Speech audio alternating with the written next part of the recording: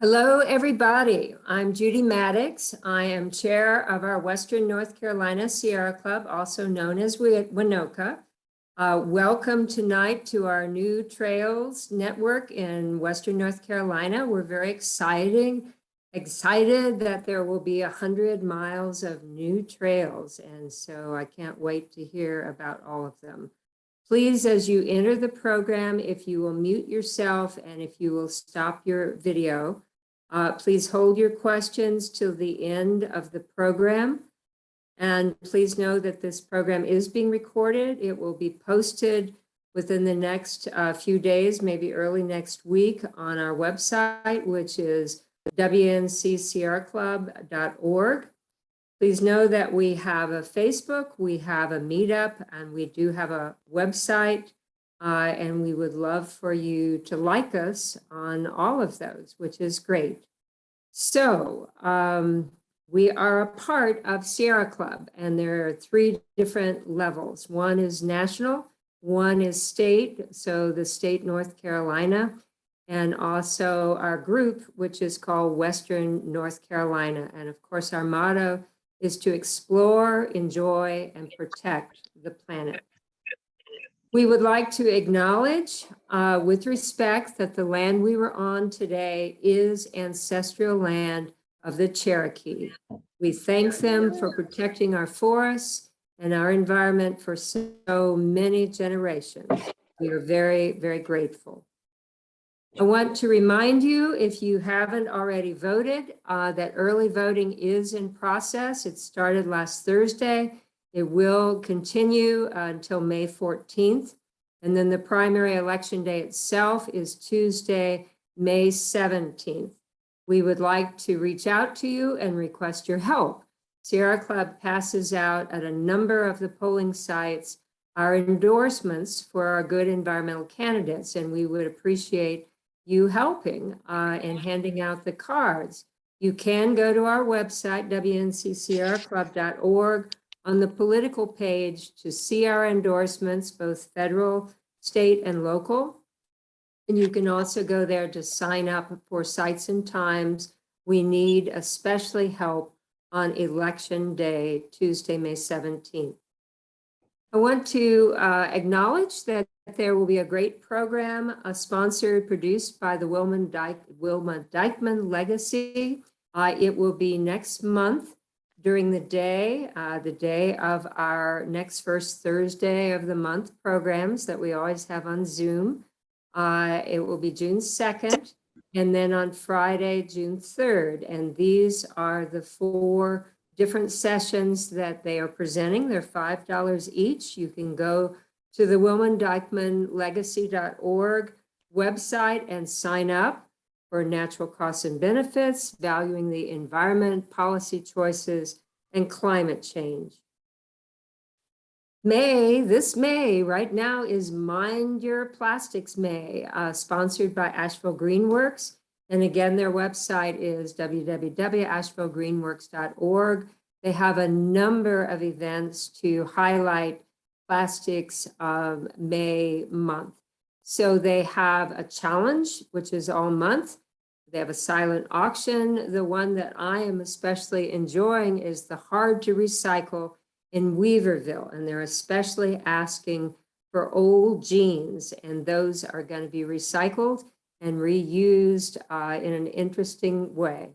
There's a clean streams day, there's a benefit, and of course, building with trees and how to create a pollinator habitat. So enjoy this beautiful month of May and mind your plastics, cut down.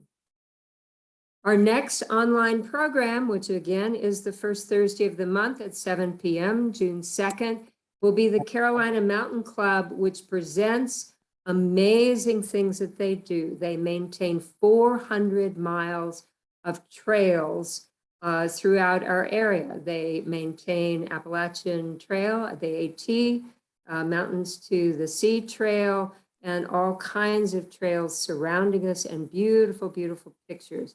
So both from tonight and from next month, I hope to learn lots of new trails that I hope to frequent. And now I'd like to present our 4 speakers for new trail networks in Western North Carolina. Please do hold your questions and put them in the chat. I will give those questions to the 4 presenters at the end. And here are our esteemed presenters. Linda Giltz is our moderator, a community and greenways planning consultant.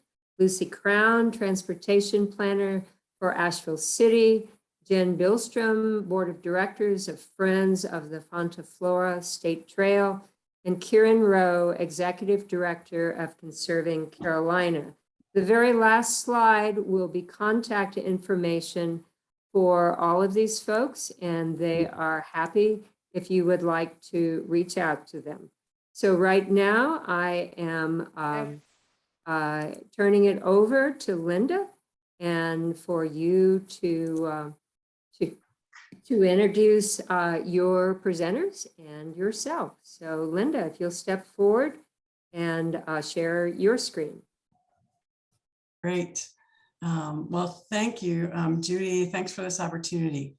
I'm really excited to be here with all my colleagues that are here with me, and also all of you that are out there watching, to share what's happening with trails at the local, regional, and state levels. And I'm just going to share a little bit about me related to tonight's topic. I've lived in the Asheville area and worked in the region for over 24 years. During this time, I've been active in planning, fundraising, and advocating for safe and connected greenways and bike and pedestrian infrastructure.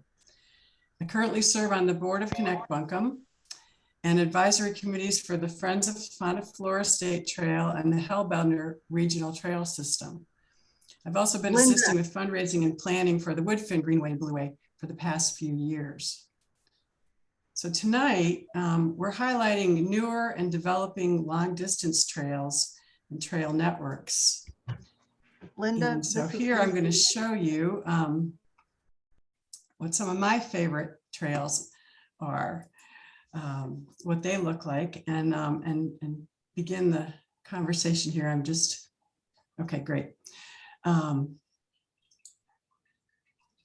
So longer and more connected trails and greenways provide destinations for recreation and exploration, which helps individuals stay active and healthy while also supporting new and existing businesses.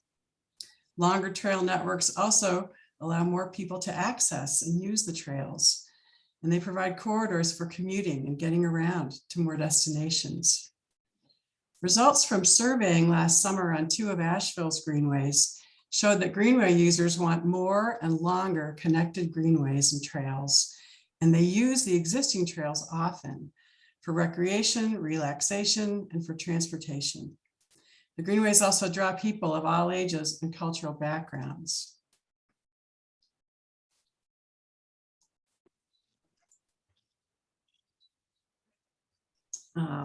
So there's a lot going on here in Asheville and Buncombe County and across the state to build out trail networks and provide longer connected sections of trails to walk and ride on. This map shows how the trail network in Buncombe County is developing. You're going to learn about new places to explore and see the regional trail network that's developing and how wonderful it will be as more sections are built and connected. Our panelists are going to share some local and regional trail projects. And we're going to start at the local level with Lucy Crown, sharing the City of Asheville's projects. Thanks, Linda. Let me. I'm going to introduce Lucy for a minute while she gets her slides set up. Lucy's a transportation planner at the City of Asheville. And since 2015, Lucy's planned Asheville's Greenway projects. Currently, she oversees the Bike, Pedestrian, and Greenway Planning Division of the City of Asheville. Before working for the city, Lucy worked for Buncombe County Recreation Services as their very first park and greenway planner. Lucy has a master's degree in city and regional planning from Clemson, where she specialized in active transportation and campus planning. So go, Lucy. Thanks. Thank you for that great introduction. I'm used to introducing myself. Yes, I'm Lucy Crown. Here's my email address, and today, for my part of the presentation, I'd like to focus on a big plan that we've been working on called Close the Gap, which is focusing on the greenways, ADA access, and sidewalks in the city of Asheville. But before I get into that, I just want to give everyone a quick update. My slides are acting very slow on what's going on in the city of Asheville right now.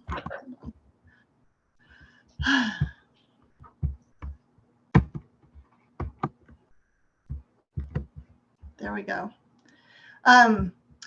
This map right here is the map of what we're trying to achieve, which is a connected greenway system in the city of Asheville. And this is the first round of that network. It's called the River to Ridge Greenway Network.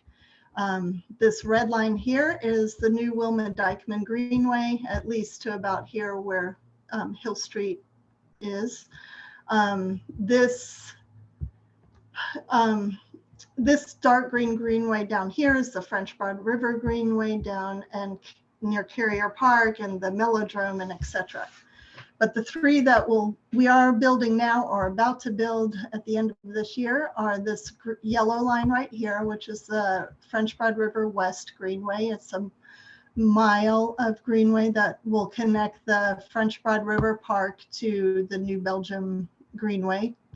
And also the Nasty Branch Greenway, which will go through the South Side neighborhood and have on-road connectors on each end of them to get to the river and the Wilma-Dykeman, but also to a future greenway in the Weekend neighborhood near the tennis courts at Aston Park called the Coat Branch.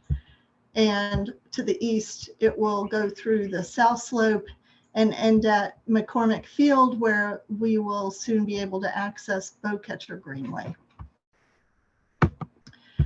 Two greenway projects that we're planning right now and hope to be seamlessly going into construction in the process is the last mile of the Wilma-Dykeman Greenway to the north of the Rad Tip. We call it the North Rad Tip for short. And it will end at the intersection of Broadway and Riverside Drive, where we will be doing a feasibility study for the remaining sections of Reed Creek Greenway. And this line is intentionally a squiggle because it's got a lot of different loose ends to it, but it will connect at this important intersection, which is also where the town of Woodfin and Buncombe County are planning a greenway that will head up through the town of Woodfin. And on the southern end, we'll go down and meet up with the Coat Branch at the corner of Cleveland and Hillman. So as you can see, we're trying to seriously achieve a connected series of greenways, which will make them much easier to get around town. So back to what I came to talk about, which is the Close the Gap plan. The GAP of GAP stands for the Greenway Master Plan, ADA Transition Plan, and the Pedestrian Plan. And we are nearly finished with that plan. I invite you to go to the planning project page for Close the Gap, which is just if you want Gap, it's easier than trying to remember that link, but this is what the page looks like. We have the draft of the final plan right here for everyone to review, as well as a lot of other information on our project page. And our intention is to go to council possibly as early as June, but sometime this summer to have the plan adopted. Let me tell you a little bit more about it. Oops.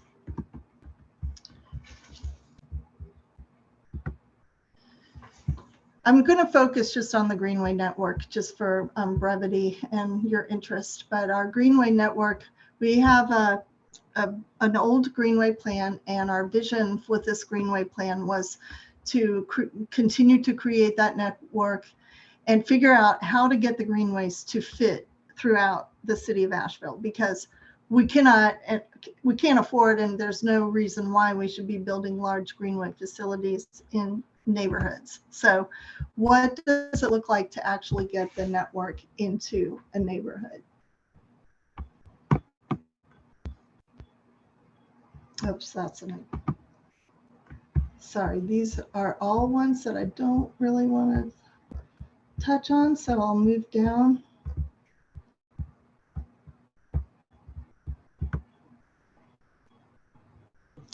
So with greenways, we needed to refine our existing plan. A couple of our greenway corridors we needed to take out because they were infeasible to build. But other ones we needed to check and make sure that if we are keeping them on the plan, that they would be feasible to build. So constructability was one of our big topics, but with the rest of the GAP plan, we assessed our entire street network and looked at, particularly for greenways, where people were heading. So how can greenways get us to the destinations that we want to go? And one of the other factors that we used in that calculation was the equity issues within the city, determining neighborhoods that could possibly need more help with transportation and have been historically underserved with facilities, including greenways. So we created a score for both destination and equity and came up with a scoring system that we used for our whole GAP plan, but also for our greenways to help us decide which greenways we need to prioritize. And then the other part, like I was saying, is we needed to figure out a typology system is the fancy word for it, but like what do greenways need to look like as you are changing from the most traveled greenways into your quieter neighborhoods? And our greenway network components will look something like this. So a spine greenway are our biggest greenways. The Wilma Dykeman is a perfect example of what a spine greenway is. An arterial greenway is also a pretty important greenway, predominantly for commuting, but greenways are always for recreation as well. But the Reed Creek Greenway would be a good example of that. And then what types of greenways we don't have existing now are the neighborhood greenways that would get into our neighborhoods, and the idea of using natural surface trails to complement the network. So in our plan, we've created design guidelines for greenways for the first time in the city of Asheville. Our spine greenways will be quite wide, and we're recommending them be 14 feet wide, if not more, because we expect a lot of traffic on them. The Wilma Dykeman is a combination of facilities that are 16 feet wide in combination, for example, and our spine greenways will be lit. Here's a map of what our spine greenways will look like. And this is a list of our priority spine greenways. You can see all of this again at our project page and in the draft plan. Our arterial greenways are something that looks very similar. They'll be a little bit more narrow. We're making a change to our design guidelines that our arterial greenways should also have lighting, so people will be able to commute on them in the evening. We have a lot of those. And then our neighborhood greenways. Here's an example of what we're talking about with neighborhood greenways. And this green neighborhood is very fortunate because it already has some sidewalks, and all they needed to do in this Seattle neighborhood was throw down some sharrows and use a citywide wayfinding system.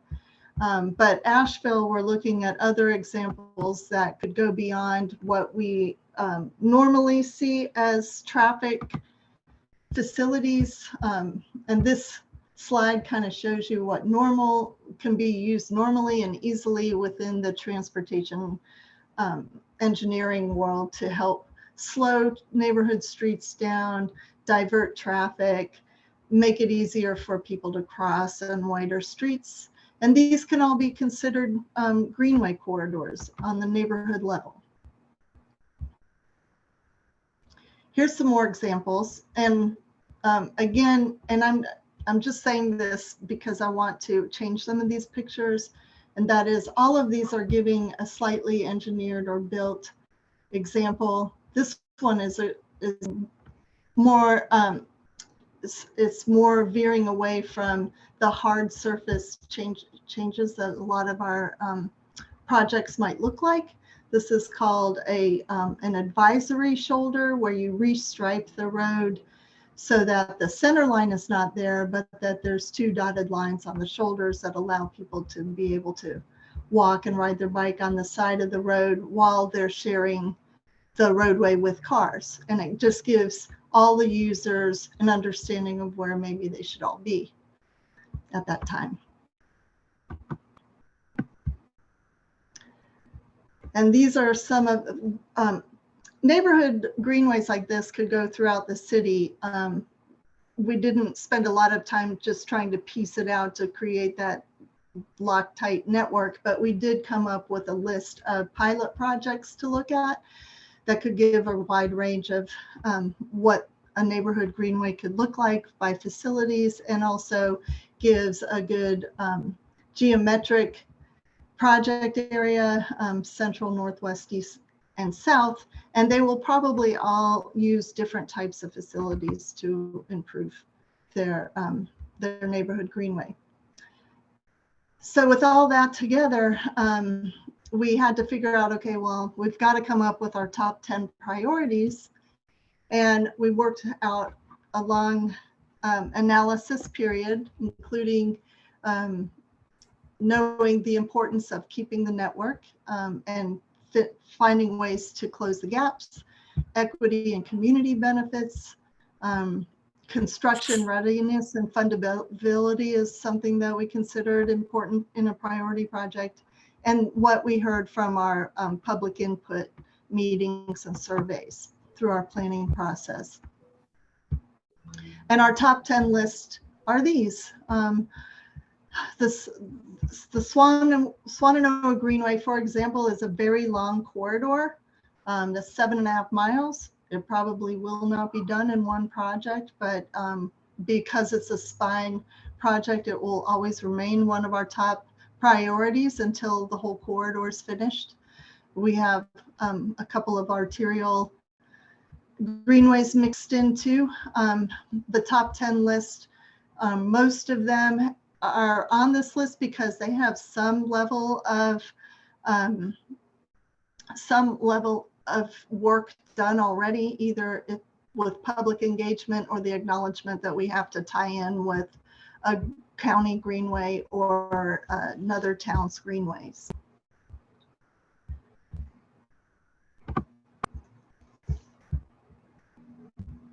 Sorry for the pause. I'm trying to advance my slide again. There we go. One phase of the Swananoa Greenway that we're working on right now. Oh, and incidentally, I am amiss to say that the Swananoa Greenway is a very important part of the Fonta Flora State Trail that Linda was talking about.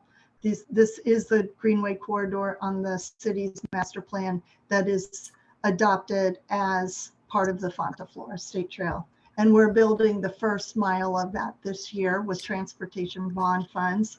It will start at the corner of Thompson Street and Glendale. It's on the east side of Lowe's to help acclimate people. It will go down Thompson Street and follow the back of all the dead-end streets along the Swananoa River.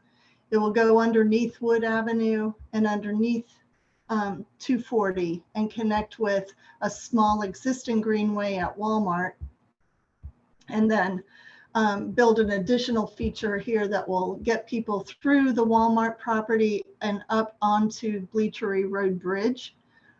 And it will terminate at the corner of Swananoa River Road and Bleachery Road. And that's the end of this project. But the rest of the Swananoa Greenway will be along Swananoa River Road. If everything goes well, we're still in the process of working with the DOT on this project and hopefully fitting in the greenway while they plan for a road improvement. And it was scheduled at one time to be in 2024, but it has been pushed back due to DOT's funding pressures. And at this point, we aren't exactly sure what year it will be built, but we could estimate around 2029. And just to touch on the natural surface trails that we were alluding to, the city of Asheville is working with partners, Asheville on Bikes, Connect Buncombe, and Pisgah Sorba, to name just a few, and then probably a dozen or 15 other smaller groups and advocate groups and running groups, etc., on the idea of creating natural surface trails through the city, creating hubs where people can go to as destinations to recreate, but also neighborhood connections to get through neighborhoods that have no pedestrian facilities. And we've come up with pilot projects of 5 different destination projects. We're calling them hubs. And if you go to Asheville on Bikes, they do have a project page dedicated to Asheville Unpaved, as we're working out the very rough concept of the project areas.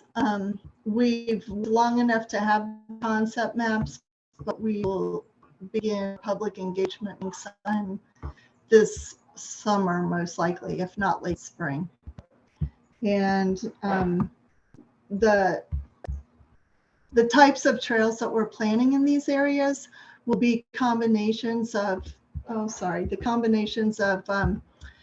mostly multi-use paths. So people who are walking, jogging, walking their dogs, riding bikes are all welcome on these slightly wider trails. But then we'll have dedicated trails that could be used for bikes only or hiking only. And this is to help us minimize user conflicts in this park that's above McCormick Field and Memorial Stadium. We have a lot of people really interested in using the dirt hills that are in that area now. The trails are poorly built. And so we're intending to work with our partners for them to build the trails in the system with a professional trail builder who will build them sustainably. And that is all I have. So we will move on. Linda, do you want to introduce the next speaker? I will do that. Thank you. Thank you, Lucy. It really is exciting how much is going on in the city right now, and how many connections we're going to start to see. Jen Billstrom is a natural leader who's happiest when she's surrounded by nature. She enjoys riding her bicycle, running and hiking in the Blue Ridge Mountains and beyond. When she's not outdoors, she creates visuals to tell stories based on data. She began her career as an accountant focused on corporate consolidations before striking out on her own to create the bicycle tour business Velo Girl Rides.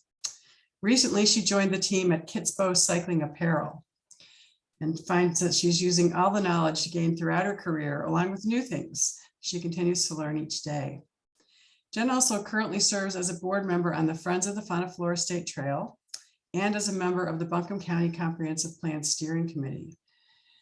And today she's going to share about the trail network that's developing to the east of Asheville, the Fonta Flora. And I'll hand it over to Jen. Thank you, Linda. It's such an honor to be here tonight. I do want to take just a moment to acknowledge that in Western North Carolina, and the land that we're going to talk about today was home to Indigenous people, and their descendants may not be well represented in this room tonight. And I just want to hold space for that, and for my gratitude and privilege for having access to recreate in these lands that I'm going to share with you. So I'm going to talk about the Fauna Flora State Trail. It is a state trail. It's unfunded by the state. And I'm going to put an asterisk there. We're going to come back to some more information about a little bit of funding that's become available recently. It's a hiking and biking trail, and it links Morganton and Asheville. It loops around Lake James, comes through the Pisgah National Forest, connects to the Mountains to Sea Trail and the Over Mountain Victory Trail. And when it's complete, it's going to be approximately 100 miles long. So today, what I want to show you is what parts are on the ground today, what can you enjoy, what communities do they pass through, what types of users use these trails, and what are the motivations for the communities that host them.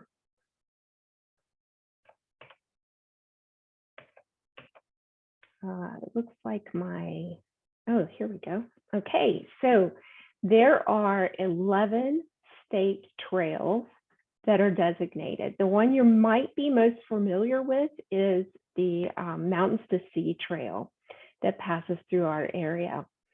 This map that's available on the state website shows 10 of the trails. The newest one hasn't been added yet. It's the Roanoke River State Trail. So I'm going to use this map to help us walk through this tour. I will let you know that all the places that I'm going to show you today, they have multiple trail users. We need to use good trail etiquette, including keeping dogs on a leash and picking up after yourself and just, being great stewards of these trails. We're going to start our tour. This is actually, let me orient you before we start the tour. This is basically where Lucy left off around the city of Asheville, the Swannanoa Greenway. We're going to start our tour far to the east in the city of Morganton and work our way back to Lucy and the city of Asheville. So the city of Morganton is very motivated for economic development and to encourage visitors to come to their sweet little downtown. If you haven't been there, I highly recommend that you travel there and see what they have to offer. They have some good food. They have an adorable movie theater. They have a brewery, some interesting shops, and they also have a 230-acre park called Catawba Meadow Park. And that is host to the 3.8-mile paved greenway that's designated as Fontaflora State Trail. So as you can see from this slide, it has a lot of amenities: picnic shelters, playground, fishing, canoe launches, observation decks, and it's used mainly by local residents. I'm going to give you a little more perspective. Here is the park that I'm talking about. The greenway hugs the river and it connects into the Freedom Park. So you've got two major parks connected. We're just a little bit west of the downtown, and the intention is to connect into the downtown. You can see there's all kinds of businesses that have grown up around these parks that are benefiting from having a very active community that enjoys being outdoors and recreation. And the population of Morganton is about 16,400 people. So let's continue moving west. Now we're going to talk about the piece of the trail that happens to be the oldest, the most established in the area of Lake James. And I'll also mention that when the lake was built by Duke Power, there was a community that had to be flooded in order to create the lake, and the community's name was Fontaflora. So that's where the name of the trail comes from. And there's a lot of stories about this community, and unfortunately, not many records.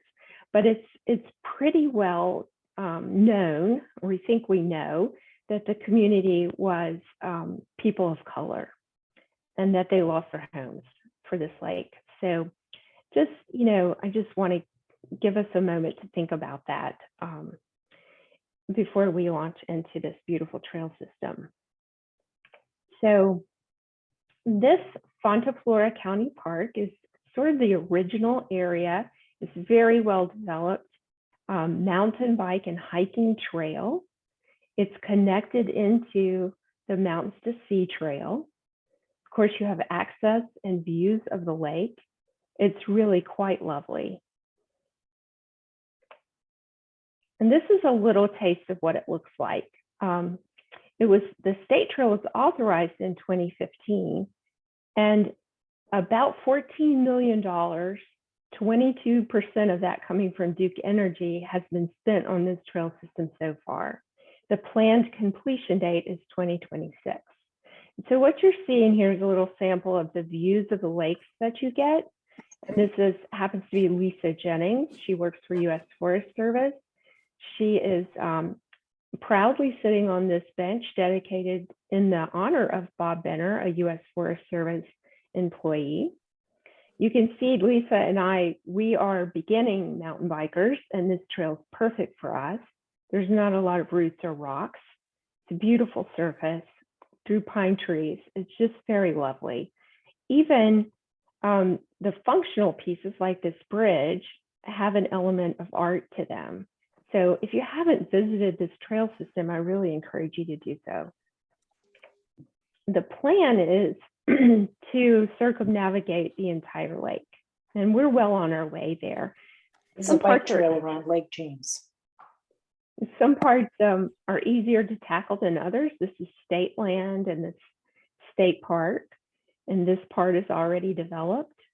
And then other parts are harder, where you're crossing over the body of water. It's a little bit more challenging, but they are on track to finish in 2026. So as we continue to move west, we're going to come through the the city of Marion. City of Marion has about 7,800 people and 2 sections of the Fauna Flora State Trail.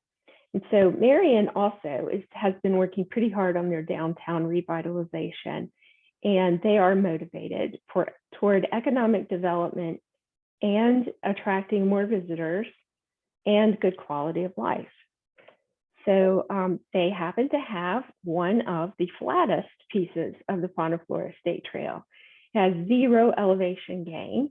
It's shaped sort of like a horseshoe, and if you do the full out and back, it's 3.5 miles paved trail. It's perfect for teaching a kid to ride a bike, or someone in a wheelchair, or someone pushing a stroller, or running, walking. It's very lovely. It hugs the river and is in a forested area. Then if you want to challenge yourself, it's got this knoll. You can do a natural surface hike up a pretty steep trail to the knoll and see the place where members of the McDowell and Carson family were buried, overlooking farmland that they used to own. So the second piece of the Fauna Flora State Trail that is hosted by the City of Marion is the Fauna Flora State Trail in Greenlee Park. And it's a pretty flat paved trail. And it hosts one of the trailheads for the Upper Catawba River Trail, which is a blueway. And in this picture, you can see the Catawba and you can see the put-in for your boat. It's used mainly by local residents, and it's pretty popular. So we'll continue moving east, and we're going to come to the town of Old Fort. And I could talk all day about what's happening with trails in Old Fort, but I'm going to stick today to what's happening with the Fauna Florida. So we have a big piece of land that's going to be developed into a park and a trailhead for the Fauna Flora State Trail, and that work has already begun, so that's really exciting. But we also host in Old Fort, we host the newest section of the Fauna Flora State Trail, and it came online pretty quickly. So just to calibrate you, the town of Old Fort is roughly under this logo for Foothills Conservancy. And the bottom of Kitsuma Trail and Point Lookout Trail is just a little bit off the map in this direction. So in May of 2021, Foothills Conservancy obtained this land. It's almost 13 acres of land. They put it under conservation easement. They built a trail. They had a ribbon cutting in the fall. And this past spring, they opened the trail. It was designated as the newest piece of the Fauna Flora State Trail. And so it is the opposite of what we saw in Marion. It's natural surface, it's single track, it's challenging on either end. It has some pretty tight switchbacks. It's very rolly and flowy in the middle, very lovely. You're in and out of a meadow and into the woods. But you're working on this trail. It's not flat. I would say at this point in time, I think the user base is roughly 50-50 local residents and visitors. And again, Old Fort is one of the communities that's really excited about encouraging more visitors to come into the area. Oh, and I left out that there is a trailhead along Old 70.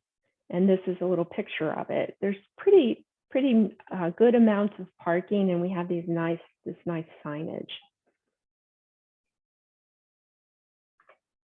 So as we continue to move to the east, now we're going to come to Point Lookout Trail. And now we're really in the mountainous area of McDowell County. So this is the view from Point Lookout Trail. I love this trail. It's 3.5 miles paved. It was Old 70. When Interstate 40 was opened, this was closed and eventually became a paved trail closed to motorists. There's no portion of this trail that's flat. It's either up or down. So it's not conducive to teaching a child to ride unless they're ready to learn how to go climb hills and descend. As you can see, there's a lot of pride around this portion being designated as Fauna Flora State Trail. There's markings at the top and the bottom, making it clear that you are on the Fauna Flora. And I would say usage is roughly 50-50, residents and visitors. And wildlife is abundant. Watch out for bears on this one. So now we're coming closer to Black Mountain, and things change when you come into Buncombe County. Now, we have more of everything. We have more people, we have more traffic, we have more visitors, we have less land. It's harder to get your hands on. And so things become more complicated. So Black Mountain has a system of trails. We're working very hard to connect them up. At this point in time, we have just one that's designated as Fauna Flora, and that's the Oaks Trail. And it runs from the western edge of town and almost to the town limits. And it has a lot of amenities: disc golf, baseball, our community garden is there. We host park rhythms, music, fishing, picnics, playgrounds, and it's very heavily used by both visitors and local residents. I love this trail. We also have started adding some public art to this greenway. So it's a joy. It's only about a half-mile long, but it does connect into some of the other trail networks. So you can get a couple miles of trail in this park. So now we're entering Swannanoa, and things are quite different in Swannanoa. It's unincorporated portion of Buncombe County. The population is just over 4,000 people. It's a real wide variety of development and retail establishments and colleges and large campuses of schools. And the needs are changing now. We really need housing, and we need to cut down on the traffic in this area. And so there's been some unique ideas floated for this part of the trail. If you haven't been to Swannanoa lately, you might be missing out that there are already some multifamily housing developments on the ground and some being built. And this picture kind of tells the story. You've got the mountains in the valley. You've got houses dotted all around. You've got some smaller homes that are more affordable. You've got some retail over here. And you can see, look at this great sidewalk and this bus stop. Well, that's pretty much the extent. If you want to navigate Swannanoa by sidewalk, you're out of luck. And there's a lot of people who do want to do that. So one of the ideas that's been floated is, could we take this road, this is US 70, could we take this and give it a road diet? And could we create a path designated for pedestrian and bike traffic that's protected, maybe with bollards, but protected from the cars in some way, so that people can live here and commute into the city. Now, that's not as beautiful.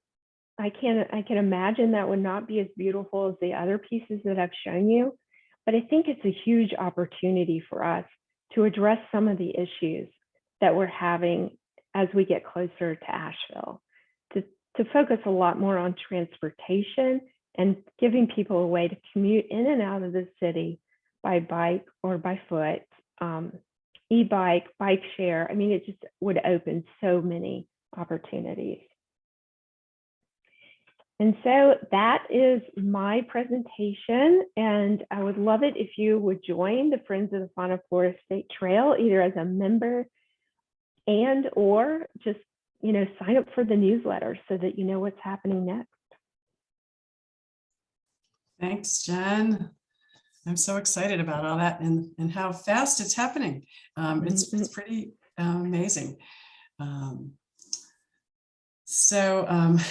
Our last speaker is Kieran Rowe, and he's going to show you other trails and networks developing in the region. Kieran's been Executive Director of Conserving Carolina, and before that of the Carolina Mountain Land Conservancy, known as CMLC, since 1999. And he was the first full-time staff person at CMLC and helped grow the organization into a strong force for conservation in the region. With the merger of CMLC and the Pacolet Area Conservancy in 2017, he now leads an organization that's conserved a combined total of over 47,000 acres in Henderson, Polk, Transylvania, and parts of the neighboring counties. Conserving Carolina has partnered with public agencies to create and expand places such as DuPont and Headwater State Forests, Chimney Rock State Park, Green River Game Lands, and Pisgah National Forest. Kieran has a BA degree in anthropology and a master's degree in library and information science from Rutgers. And he has completed a number of things, including the Whole Thinking Leadership Program, Conservation Finance Boot Camp at Yale Center for Business and Environment. And he was a participant in the 2012 White House Conference on Conservation. So, Kieran, are you ready to go? I am ready. All right. Let me make sure my share thing works here. Yeah, you're getting. Let's see, slideshow. I'm beginning. That up on the screen now? It is. Great. Well, thanks, Linda. Thanks, everybody, for being with us and having me join you tonight. I appreciate that very much. Learning a lot about these other Greenway projects, and happy to share with you information about some of the interesting and exciting trail and Greenway projects a little south of Asheville. Linda gave me a good introduction and covered some of these things here, but Conserving Carolina works, as this map shows, in a 3+ county region, I call it. Our office is in Hendersonville. We work in Henderson, Transylvania, and Polk counties, as well as a little bit in the counties adjacent to that, particularly up in the Lake Lure Chimney Rock area of western Rutherford County. I'll talk more about the Hickory Nut Gorge region there in a minute. And then we also work a little bit in the upstate of South Carolina, particularly around the Landrum area there just south of Polk County. As Linda said, we've protected over 47,000 acres of land and at this point have helped to develop over 40 miles of trails. And as Linda also noted, Conserving Carolina is a result of a merger of two organizations back in 2017. I had worked for many years for Carolina Mountain Land Conservancy. And then we merged with a group called the Packlet Area Conservancy in 2017 and created a new name at that point, Conserving Carolina.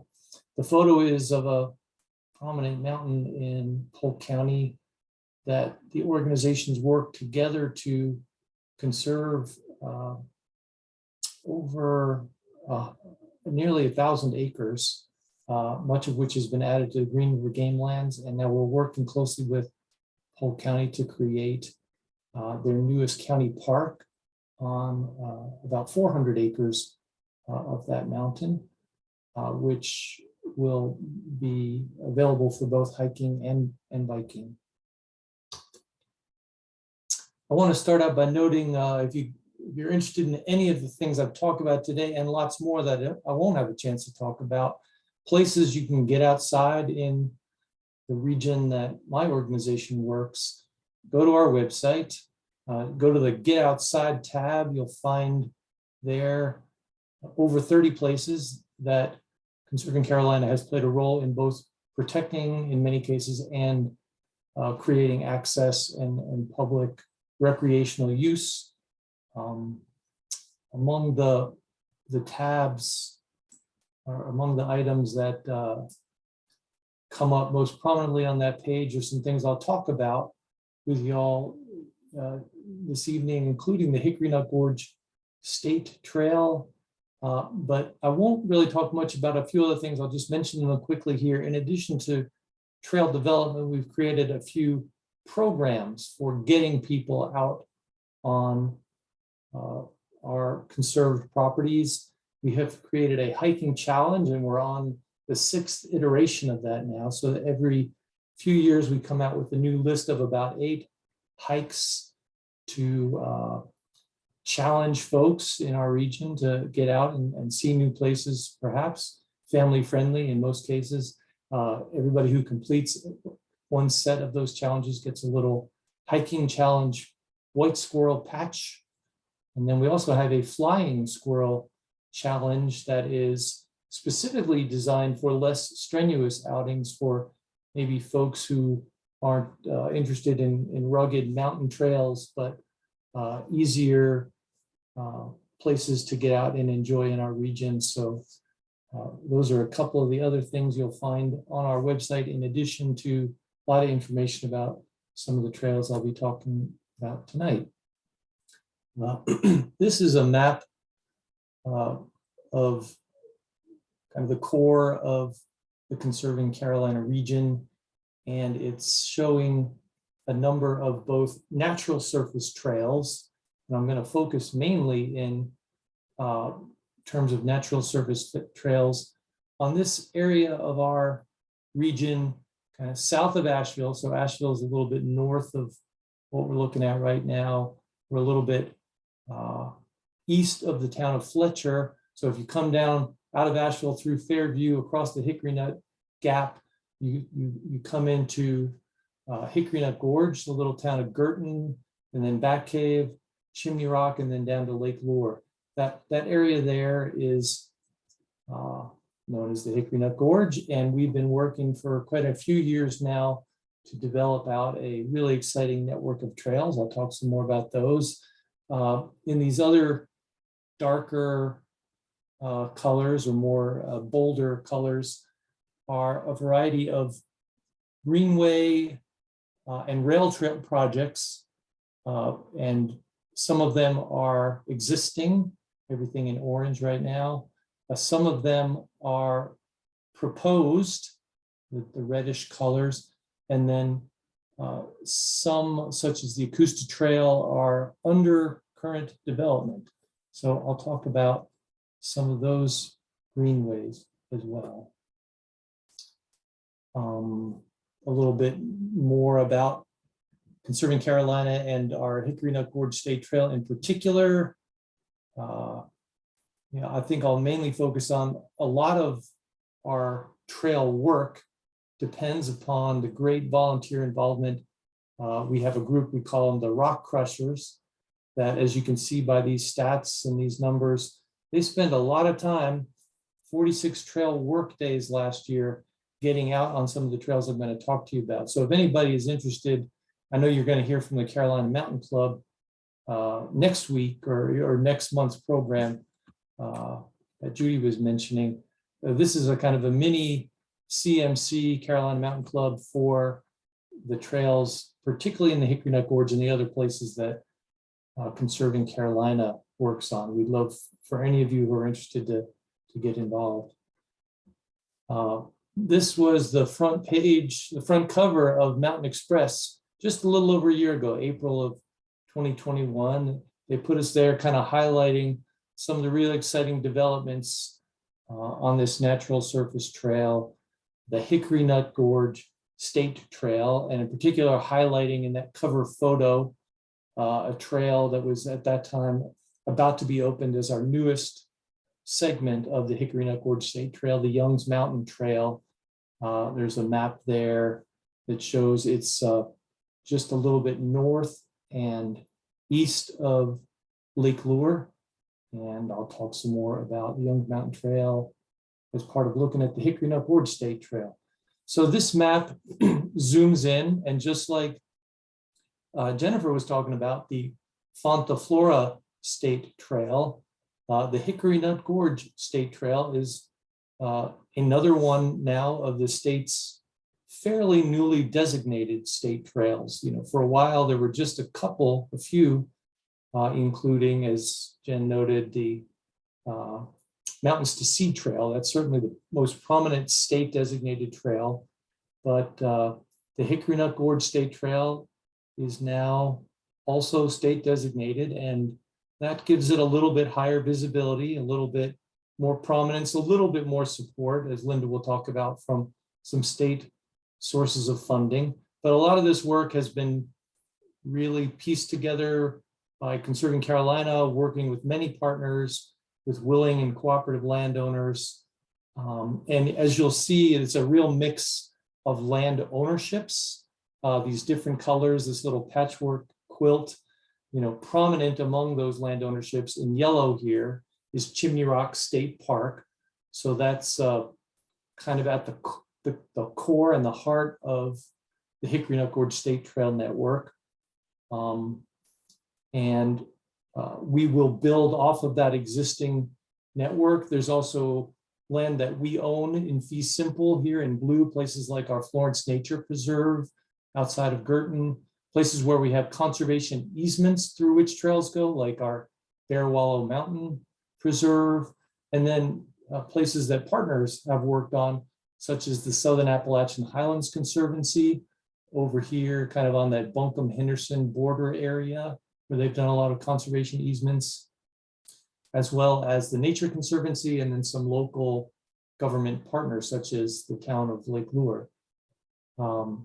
You'll see, we sometimes refer to the Hickory Nut Gorge State Trail as kind of a barbell shape. We have the upper Hickory Nut Gorge loop in progress, and that's where we've probably done the most completed trails to date.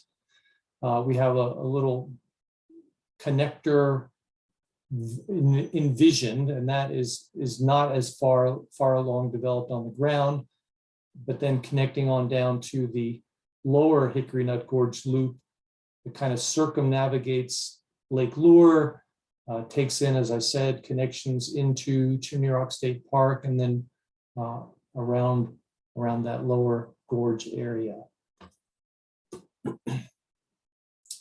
Just to zero in on the upper Hickory Nut Gorge Trail loop, There's a whole collection of properties that we either own in fee simple in blue or have protected with conservation easements, or where partners such as Southern Appalachian Highlands Conservancy have protected with conservation easements. And we've completed now, I'd say, getting close to 3/4 of our loop up there. So that's pretty exciting. A lot of these photos are from a place called Bearwallow Mountain. If you haven't been there, that would be one place I would highly recommend that you go. It's only about half an hour southeast of Asheville, only about a mile hike from the trailhead to the top summit of the mountain. But you get a big payoff for that relatively short trail hike in these magnificent views off both north and south and all around. A number of these photos are kids from the Fernleaf Charter School in Fletcher who've now made an annual hike. The whole school goes up there one day and enjoys it. As I mentioned, this is under conservation easement with a family that still grazes cattle up there at the top of the mountain. So it's an example of, private land where public is permitted, and we have permanent trail easements that ensure that that access is permanent. A few other prominent places is a view from the Wildcat Rock Trail, some hikers on the Trombatory Trail. Let me see if I can minimize this. And then one of our trail markings from the Wildcat Rock Trail. One of the newest segments of this system, this loop, opened up about 1.5 years ago. I love the photo of our then Henderson County Rep Chuck McGrady, who was a big part of establishing the Hickory Nut Gorge State Trail designation, doing a ribbon cutting there of this newest segment of trail there, connecting two segments of trail that had previously been separated. And now you can do a continuous hike from the Bearwallow Mountain trailhead through now this, what we call the Bearwallow Mountain Connector, and then down on the Wildcat Rock Trail to the Upper Hickory Nut Gorge trailhead along 74A. And these are some nice photos of that newest connecting trail up there on Bearwallow Mountain. Now, having looked at some of the Upper Hickory Nut Gorge sections of the Hickory Nut Gorge State Trail, I'll focus on some of the lower Hickory Nut Gorge loop sections. Among the most prominent there, outside of Chimney Rock State Park, is a 10-mile trail that we completed called the Weed Patch Mountain Trail in partnership with the town of Lake Lure and Chimney Rock State Park. One end of the trail actually starts out in Chimney Rock at Eagle Rock, which is where some of these fantastic views can be had. It is one of the few trails to date we've developed that also permit mountain biking, and it's really become an acclaimed destination for mountain bikers in our region. Many of them start out on the top, so you're basically heading downhill, although it's up and down and all the way, but starting at this side and then heading on down. There's some really beautiful lookout spots such as Gray Rock. We actually acquired this land that much of the trail runs on from a failed residential development called Gray Rock at Lake Lure. So we're glad to sort of take some lemons in a belly up residential development and turn it into this public amenity, working with the town of Lake Lure, which we now have conveyed about, I think it's 1,500 acres to the town that owns and manages this as a town park. And they also have a section that they developed a little earlier called Buffalo Creek Park, which again is used by both hikers and mountain bikers. So beautiful section there. And I mentioned earlier the Young's Mountain Trail, which is our very newest trail. We had a ribbon cutting on that. I guess it was about 1 year ago. This is, as I said, a little bit north on that northeast side of Lake Lure, so helping create some connections on that part of the Hickory Nut Gorge. And again, spectacular views, some wonderful hiking destinations. This interesting rock that you can stand out on, and it looks like you're standing out in midair. Right now, the only way to get into the Young's Mountain Trail is through a gated access that comes through a residential neighborhood. We work with all kinds of partners to do these trail projects. The developer of that development worked with us to allow that trailhead there. Our ultimate goal is to extend that out of that development to a public road, Buffalo Creek Road, and ultimately connect to the Weed Patch Mountain Trail. So every one of these projects is, we seize opportunities as we have them come along, and then take them one step at a time. So that was our major natural surface trail that I wanted to highlight tonight. And I know we're bumping up against the 8:15 deadline, so I'll try to run through some of these greenway paved surface trails more quickly. The first one that we got involved with was down in the town of Fletcher, the Cane Creek Greenway, which those of you who've been down to that lovely community park, we've helped to develop the existing greenways along Cane Creek that connect into the Fletcher Community Park. They're well-loved trails in that community. We're working now to extend them downstream further along Cane Creek. We're working, I mentioned Fernleaf Charter School, sending kids up to Bearwallow Mountain. They're also working with us on land that they own where their school campus is to come further downstream on the Cane Creek, ultimately come under Highway 25 to property also owned by the town of Fletcher, so a park on either end there.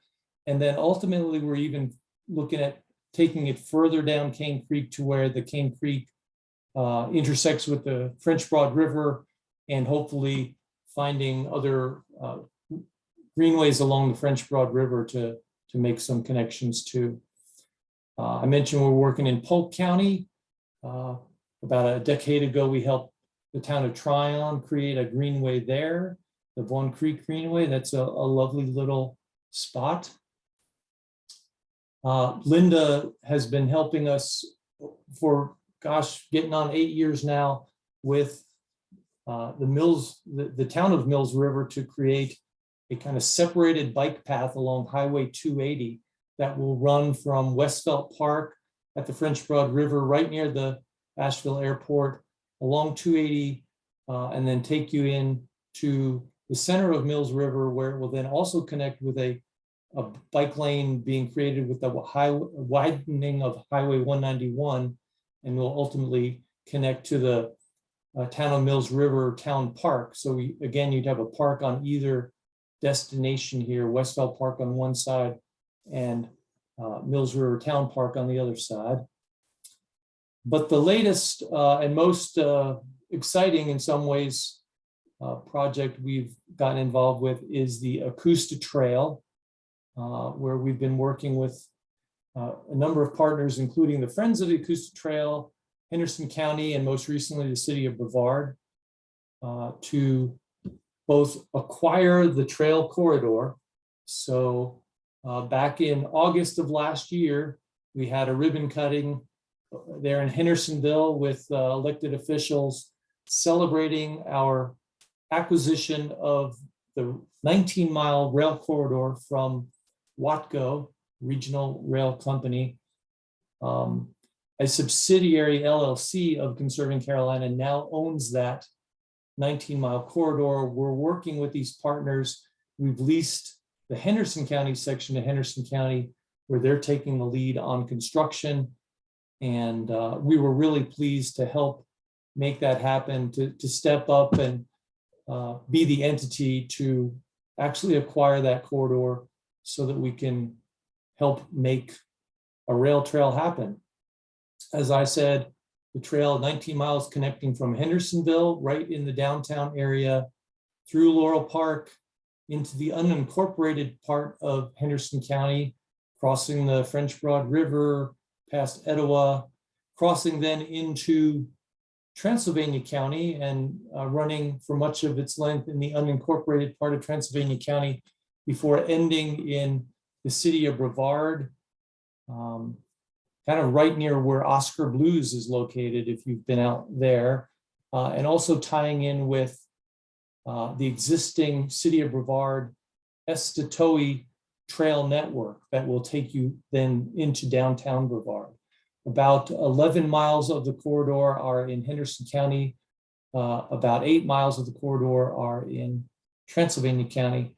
So it really is exciting for the communities on either end, as well as those smaller communities along the route. A little bit about construction funding. Henderson County secured back in 2020 a grant of a little over $5 million, which will fund the cost of design and construction of about the first 5.5 miles, starting in Hendersonville and heading out to Horseshoe just before getting to the French Broad River. That grant will cover about 80% of the cost. I'll talk a little bit more about some of the match fundraising we're doing to help make cover the full cost there. The design and engineering has started this year. They hired, I believe it's the Vaughn and Melton engineering firm that is doing the engineering. And the hope is that work will be completed by the end of this calendar year. And then early in 2023, the construction will begin. And then the estimates I've heard are perhaps by the end of 2023, we'll have that first 5.5 miles of the acoustic trail constructed on the Henderson County side. A few other updates. Our early estimates were total cost for design and construction of 31 million. That actually is looking like, with inflation and other rising costs, that's probably on the low end of the budget. But we have, based on that early budget, have been working jointly with the Friends of Acoustic Trail on a private fundraising campaign to raise 20% of that total, or about $6.5 million, which again would help match other public funding sources, we hope. Of that total, we've raised to date about 4.9 million, which is exciting. A big piece of that is 2.5 million that has been pledged by the Henderson County Tourism Development Authority to be paid out in $500,000 a year over 5 years. The state of North Carolina has also stepped up and allocated two allocations totaling 8.1 million. So that'll be a big piece of getting this completed. More recently, Brevard has stepped up as the partner on the Transylvania County side, and we worked with them about 2 weeks ago to submit a $15 million grant request to a federal grant source called the RAISE Grant Program. That stands for Rebuilding American Infrastructure with Sustainability and Equity.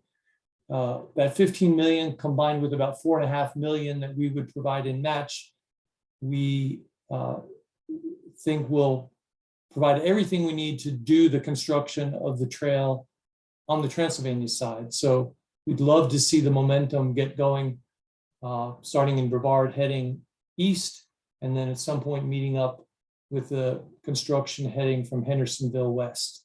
So that is what I wanted to highlight, and I appreciate everybody's interest. And Linda, I'll turn it back over to you. Thanks, Kieran. Really, there's so much that's going on, and really appreciate the work of everyone, that all the panel members here and the organizations that you're working with. I just wanted to mention really briefly before we turn it over to questions, and I think I'll put the contact information slide up while I'm talking. If you'll give me 1 second to do that. There we go.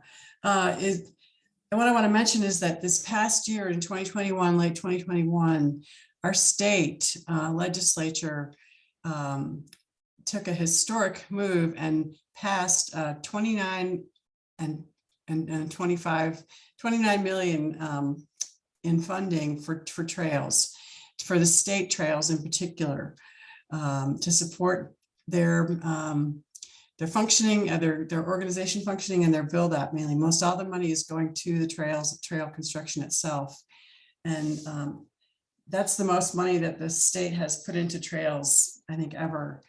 So it's really wonderful, and all the state trails are going to be benefiting from that. Each state trail is got a nonprofit that's paired with it, and the money is going to go to those nonprofits across the state over a little bit of time. There's still, I mean, the state's got to work out how to handle all this money now, and it's a lot of money, but they do have a staff person that's funded out of it. So it's funding 8 land-based trails, and you heard about a couple of them, and 15 million is going to go to that. There's 4 paddle trails, 2 that have been in existence and 2 new ones that are also going to get some funding. And there's $10 million going for land acquisition for the state trails. And also there's some capacity building for each nonprofit to kind of help them be able to carry some of this out. So I just wanted you to know about that. It's called Complete the Trails Fund. There'll be a year of the trail next year statewide in 2023. And so keep an eye out for that. And that's going to really help get some of these trails on the ground over the next few years. Well, thank you, Linda, and thank you all of our great presenters. Let me ask you a couple of questions. First of all, a question from a Sierra Club member, Ann Carlson. A few years ago, I tried to raise both to the city and the county the situation of people like me with hearing loss in regard to the then budding greenway system. I was disappointed to be told that there was no way of separating bikers and pedestrians in terms of the affordability. I think that this is effectively telling people with hearing loss that they're just not welcome. Was told that there would be rules of the roads posted, but even if that happens, it seems to me not adequate. So she's again talking of the danger of a hearing impaired person with approaching bikes who maybe feel like dinging their bells is enough. Would someone like to comment, please? I'd be happy to comment on that. This is Lucy. I agree with you. We do not have very well striped greenways or anything like that at this time. I think you might find some encouragement in our upcoming ADA transition plan, which will be addressing ADA issues of all varieties throughout the city's right-of-ways and greenways. And in our action plan, one of the action plans in our safety goal is to create a stronger etiquette system, if you will, or if a strong education system to promote civility of all users of our streets and greenways. And you're not alone. We are hearing those complaints from people who are low hearing, but also other disabilities as well. And so we're trying to figure out the best ways to do that. It's infeasible for us to create separate or at this point wider greenways where they exist right now. So we've got to start with education, and so that's going to be our first approach. Thank you. Anyone else? All right, next question from Marsha Broomberg. I've seen in other communities different colored bike and pedestrian corridors automatically generating blinking lights at intersections to help distinguish the greenways and to keep people safe. Are we considering employing any of these techniques? And I know, Lucy, you answered her, but would you like to elaborate? Yeah, so I'm assuming, because I didn't see the question come in, but I think, Marcia, that you're talking about how we would do treatments in the greenway, the neighborhood greenways, maybe. That was my assumption when I answered that. And those are all good examples of ways and tools, if you will, that we can use as we try to use the existing right-of-way as shared space as much as possible and creating more economically efficient or environmentally friendly ways to get through neighborhoods. And so those are just a few, but we're looking at as many as we can and working with our traffic engineer on the ones that would work and won't. And our plans say that we should have assessments and feasibility studies before the any trail or neighborhood greenway is put in. So there's a system that's introduced with those in the plan. Thank you. Other comments? Next question from Lou Lab. It's great to see the overview, but how do we get specific information, including directions to the trailheads? I'm interested in old Route 70, for example.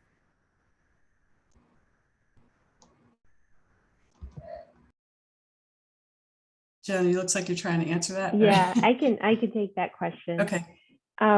So if I could wave a wand, we would have a mapping system, an online mapping system that documents everything that we've talked about today and more. Unfortunately, we don't have that. So this is a really tough issue to solve.